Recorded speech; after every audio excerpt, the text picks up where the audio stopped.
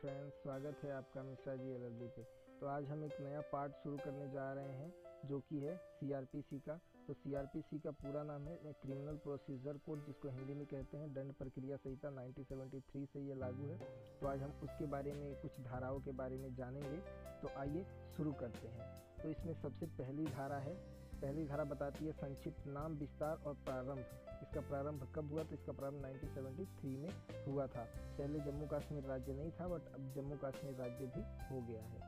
दूसरी धारा में परिभाषाएं दी गई है कुछ चीज़ों की।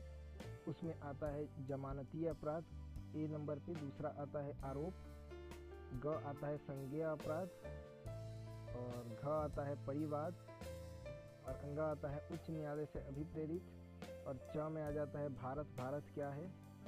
उसके बाद जांच, अन्वेषण, न्यायिक कार्यवाही और महानगर क्षेत्र जो है उसके बारे में बताया गया है।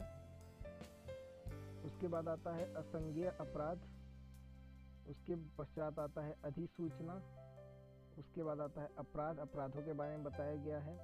उसके पश्चात आता है पुलिस थाने का भार साधक अधिकारी, मतलब जो पुलिस थाने का उस समय चार्ज लिया हुआ है वो अधिकारी। उसके बाद आता है स्थान। उसके पश्चात आता है पुलिस रिपोर्ट, पुलिस को जो भी रिपोर्ट दी जाती है वो रिपोर्ट। पुलिस थाना क्या है वो बताया गया है इसमें। विहित किस तरीके से किया जाएगा, विहित बताया गया है। उसके बाद लोक अभियोजन कौन होता है। उसके बाद उपखंड आता है, और उपखंड के बाद आता है समन मामला, और समन मामले के बाद आता है वारंट मामला कि कौन सा मामला वारंट का है। तो इसमें धारा 2 खत्म हो जाती है। उसके बाद आता है धारा 3।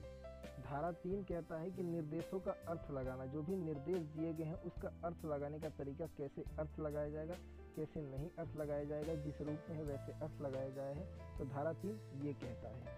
उसके पश्चात आता है धारा 4। धारा 4 कहता है कि भारतीय दंड संहिता और अन्य विधियों के अधीन अपराधों का विचारण, मतलब सीआरपीसी के अलावा आईपीसी और बाकी अन्य जो लॉ हैं उनके अधीन रहते हुए अपराधों का विचारण कैसे किया जाता है उसके बारे में बताया गया है। उसके बाद आता है धारा 5। धारा 5 में व्यावृत्ति के बारे में बताया गया है। तो दोस्तों, आज के लिए, शुरुआत के लिए बस इतना ही।